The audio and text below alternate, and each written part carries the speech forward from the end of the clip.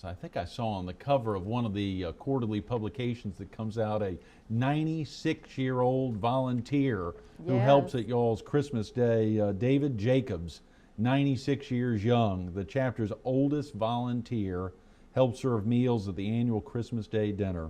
David is ready and willing to volunteer whenever called on. This chapter connection is a wonderful piece, not to single out David there, but to think about you've got volunteers who can help out, whether it's at the Princess Breakfast and Parade this Saturday, whether it's at the big celebrity luncheon, the event last week at Margaritaville, or at the annual golf, the Hurricane Golf Classic, or this Christmas Day dinner. There's lots of events throughout the year in addition to disaster support. Right, we have many activities. We have people that can come in and answer the phones. In fact, Laura Zaloga is a 58-year Red Cross volunteer. Wow. She comes in 2 days a week to man our phones for us. Yes. So we have volunteers that have been with the Red Cross many, many years and still serving. So.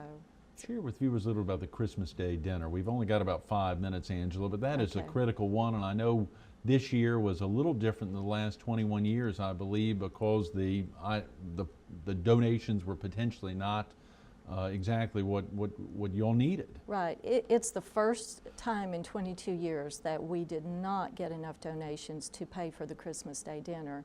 And a part of that, of course, was because we expanded the dinner this year based on the economy.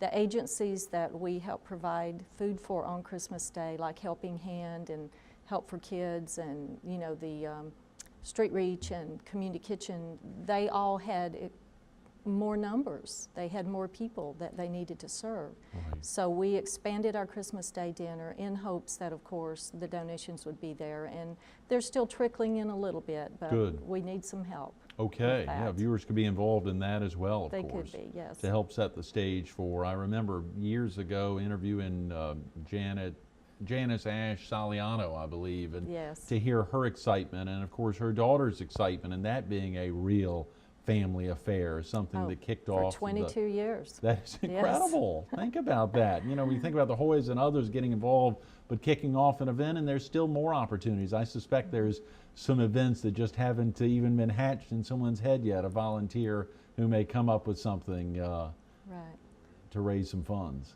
Well, the annual dinner, you know, really serves a purpose, and like I said, in the last couple of years with the way the economy's been, there are a lot more people that are homeless, more people that are out of work. So that's what we were trying to serve, and we will do it again next year. Last, I think it was 2 weeks ago, the Myrtle Beach Marathon was in town. The Red Cross, is it the Rescue Racers? Yes. Red Cross Rescue Racers. Share with viewers, we got a few minutes, share with viewers about what the Red Cross Rescue Races are and how successful y'all were. Well, it's the official charity training team for the Myrtle Beach Marathon. The Red Cross has had a relationship with the marathon since they began 14 years ago, and we provide volunteers along the race route. And about 4 years ago, Sean Walsh approached me about starting a training team. Yeah. So I have a board member, Susan Mungo, who's a runner. So we got together and we decided we would start the training team. This year we had 66 members. Is that on right? the team. And this is male and female? Oh, yes. Yeah. It's runners and walkers as well. Oh, good. And you can either do the half or the whole marathon, and each one commits to raising at least $500 for the Red Cross. That is tremendous. So of those 66, each one committing to raise at least $500, that's a minimum of $33,000. Right. And most of them raise a little more than that. So we're looking at about $50,000 to $60,000. Is that right? All the numbers are still rolling in. I mean, the dollars are still coming in. And I'm sure from the celebrity luncheon, the waiters at luncheon last week, dollars are still flowing in. But I was fascinated to see that over the course of a 4-year period, Ed Piotrowski chairing it, and so many of the other volunteers had raised north of $400,000 just before this one's kicked off. I suspect y'all have probably crossed or throughout the month of March here, we'll cross the $500,000 mark. Sounds like a pretty successful group of volunteers there. It's an incredibly hardworking group of volunteers. Yes. And we're just so proud of all of them, and thank all of our supporters out there. Yes, yes. You know, some of the Red Cross stories that many of your volunteers probably share, particularly the ones that go out to fires that may have a little more clear in their mind sense of storytelling, or any that really stand out for you? I'm sure every single one of them has its own way that it connects with you or other folks that are actually here on staff in the Coastal South Carolina chapter, Angela. But for viewers who may not understand exactly how the Red Cross functions and how it serves if a fire hits someone in their neighborhood, how is the Red Cross going to be there? Well, we work very, very closely with all the fire departments, and of course, when the firemen show up and they tell the families about the Red Cross and give them information on contacting us, or they'll call us themselves. We have a rotating system where our volunteers are on call, right, and they will take the calls at all hours of the night. If they need to go out in order to get the family into a place for overnight, they do that. We provide some financial assistance where they can go directly to a Walmart or a 24-hour business to get some shoes and clothing, because a lot of people are displaced in their pajamas at night. Right. And so we try to get them food, shelter, and clothing is the primary food, function shelter, that and we clothing. provide. Yes, yes. So that is, and that's a critical one. I mean, these are services those families get. They don't have to pay those funds back. I mean, that is... No, absolutely not.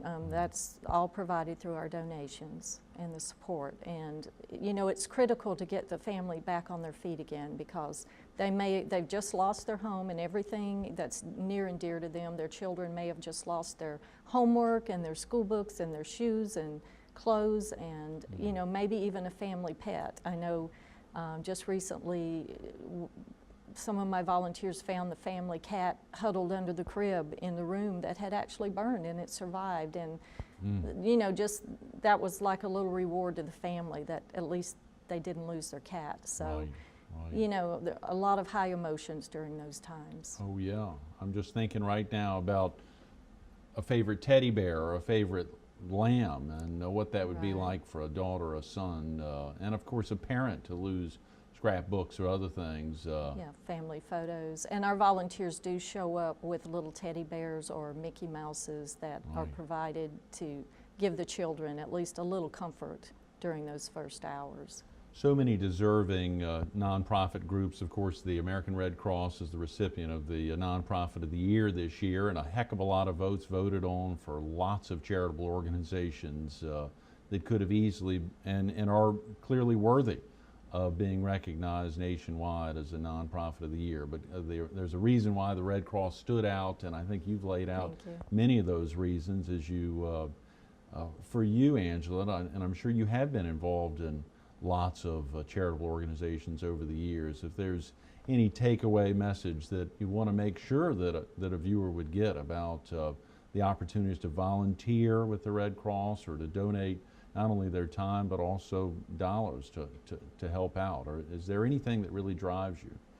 Well, I really think that people need to understand that the dollars do stay in their own community. So if you are able to provide some donations to your local Red Cross, the local Red Cross is going to put that money right back in the community by helping these individuals that need the help. Right. And sometimes help can't wait. Those are great words. Angela, thanks so much for being with us this morning. Thank you, Greg. Good luck on a successful month of March. Stay tuned. A little more Angela Nicholas coming up next. Let's get on board with Clara Barton, Angela Nicholas, FDR, and celebrate Red Cross Month together. This is a special month of March. It happens 12 months a year, but March is a particularly special month. I'm going to read a little something here to help drive that through. You can donate blood. You can sign up for a CPR, first aid, or another Red Cross course, and there's tons of courses. You can either call or go online to learn about them. You can give a financial gift that can really save the day when a disaster strikes. Or you can think about getting involved as a volunteer. Take the time to think seriously. Feel seriously about getting involved as a volunteer. Redcross.org is the website, www.redcross.org. Of course, you can go online to nonprofitoftheyear.com as well. If you don't have internet access, use 843-477-0020. 843-477-0020. Give them a call. Ask them how you can get involved. Celebrate Red Cross Month together. Angela Nicholas, thanks so much for being with us this morning. Thank you.